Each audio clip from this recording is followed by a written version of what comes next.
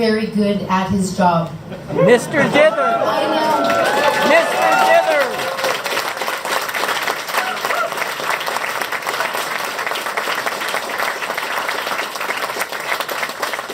I know this because I worked with him. And I simply don't agree with his approach to leadership.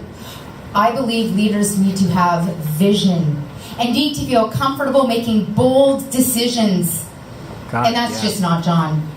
I believe Toronto should be a leader, not a timid follower. Yeah.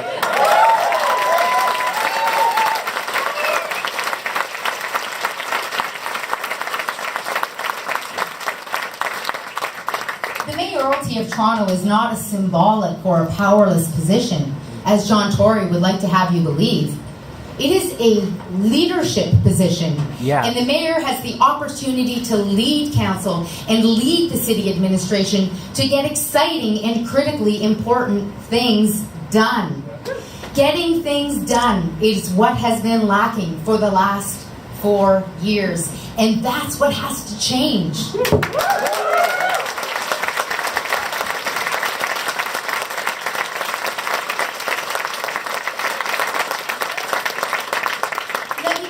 Let me give you an example. Let's take the heart of John Tory's campaign last election, the so-called Smart Track proposal. An idea developed on the back of a napkin. What did he promise? Napkins! Oh. He promised 12 stations and 53 kilometers of new track paid for through an alternative financing system. That's what was promised. And what has it been whittled down to now? Nothing. At most 6 stations, maybe 4, no new track, regular old GO trains, and a $1.4 billion bill to Toronto taxpayers. Smart Track was nothing more than a mirage that was designed to get him elected. Shame.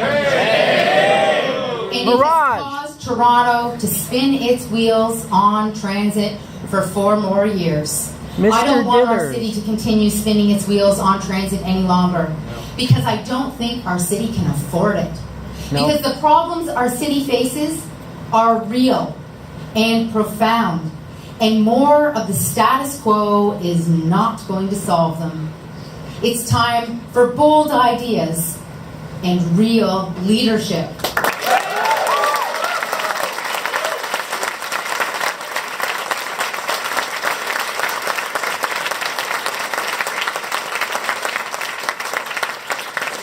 So let's talk about some bold ideas. Let's do that. Yeah. I think back to this past winter when my daughter Alexandra started coaching sports. We were sitting around the dinner table as a family one night when she got home, and it was like she'd found her soul. She's this ambitious and passionate and energetic kid, and she said to me, "I just love teaching kids. I'm so happy, Mom. Like, I get to bed on time because I'm excited to get up and be with the kids all day tomorrow." Anyone who's a parent knows how exceptional that is. And when I'm teaching those kids, I'm happy. I feel like I shouldn't be doing anything else. And so I said to her, "Alex, that's wonderful. Maybe you want to be a teacher. Maybe you found your passion." And she looked at me and said, "Well, I don't know if I can be a teacher, Mom, because I don't know if I could afford to live in Toronto." And that broke me a little. It broke me that my kid was thinking that she can't follow her dreams and stay in this city because this city is too expensive for her to be a teacher. There are bold, strong, practical steps that we can take to dramatically increase the number of reasonably priced homes that a middle-class family living in Toronto can actually afford to rent. That's why my very first policy announcement was a plan to build 100,000 new high-quality, purpose-built rental homes that people can afford.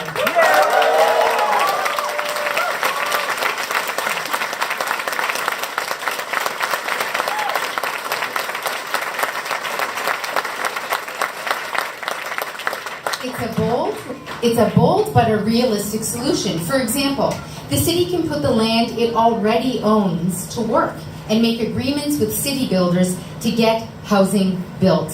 Where we have single-story subway stations and mostly empty parking lots, we could have housing that people can afford.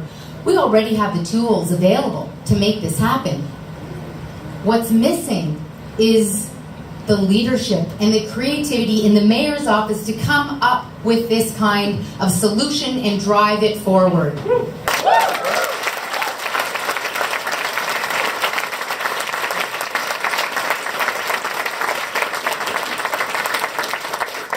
Similarly, we need to stop spinning our wheels on transit. Over the next 20 years, about 1 million new people are going to move to Toronto. 1 million new people into the city. There's no room to build more roads. Congestion is terrible now.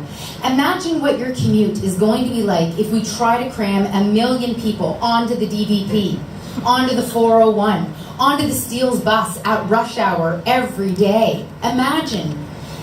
In this city, lots of people drive, lots of people take transit, lots of people walk, and lots of people bike. Many people do some.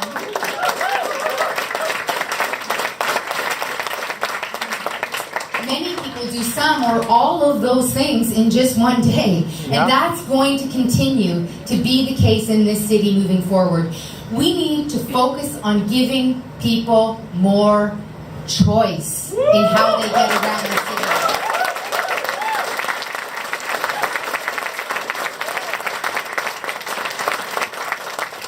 What we need is the vision to pursue solutions that acknowledge how people actually get around. In the alternate, we need to stop dithering and wasting time on symbolic proposals made by politicians to buy votes. What do you think? Should we take the politics out of transit planning?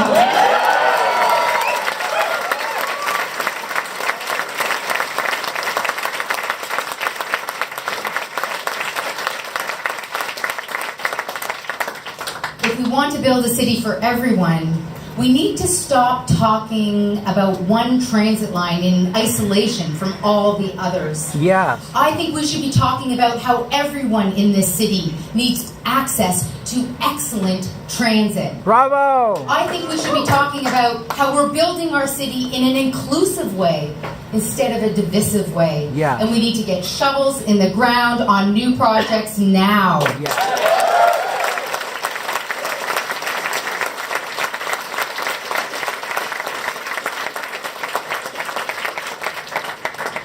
John Tory has been mayor for 4 years, and in that time, we've heard him talk a big game on transit. But how many new projects have begun construction under his watch? Not one. Not one. John Tory likes to claim that the city is making progress on transit, but the project he points to as proof were all started by his predecessors. What does the TTC look like in reality after 4 years of John Tory? 1987. Fares have gone up and ridership has flatlined, even though we're a growing city. It's time for bold ideas. It's time for us to do better on transit.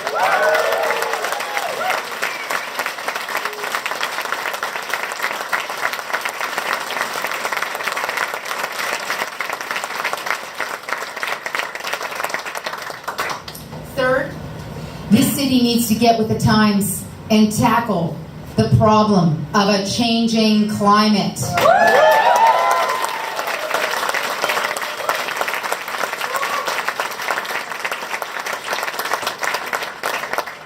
Last year, when given the choice of taking action on the issue or continuing to dither, what did John Tory do? Dither! Mr. He Dither! voted down the plan to deal with Toronto's massive stormwater problem, a problem that has flooded people's basements and brought the city to a standstill twice in the last few weeks alone. We all saw the astonishing photos and videos. It was chaos in the city. Cars completely submerged, even a brand new streetcar completely enveloped by stormwater with sewage spewing down the aisle. Subway riders wading through knee-deep water to get to their train, only to find that service had been suspended. That's not good enough. It's time for a mayor willing to act on these issues.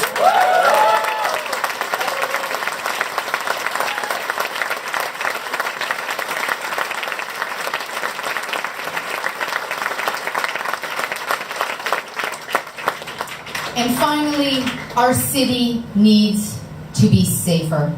Our children need to be able to walk to school safely. Our seniors need to be able to cross the street safely. People need to feel safe at night in every neighborhood in this city. There's a good deal that needs to be done to make our city safer. We need to ban handguns.